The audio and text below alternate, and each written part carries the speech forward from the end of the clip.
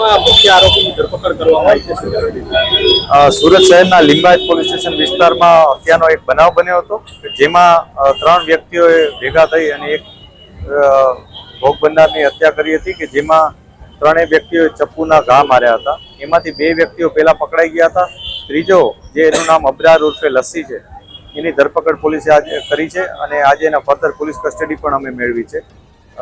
ભાઈઓ દ્વારા અત્યારે એના જે રિકન્સ્ટ્રક્શન પંચનામું એ કરવામાં આવ્યું છે।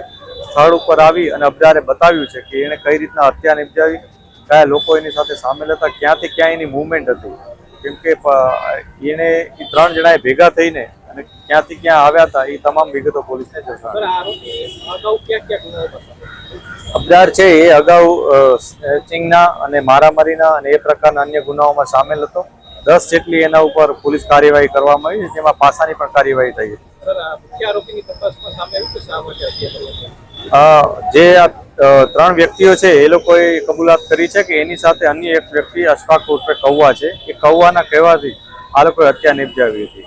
જે અશફાક છે એનો ઝઘડો જે ભોગ બનનાર સાથે થયો હતો થોડાક દિવસો અગાઉ, અને એનો બદલો લેવા માટે જ એણે આ તમામને કીધું હતું। આ 4 મિત્રો છે, આને ઉપરાંત અન્ય આરોપીઓ પણ આમાં સંડોવાયેલા છે, જેની ધરપકડના પ્રયાસો પણ અત્યારે ચાલુ છે।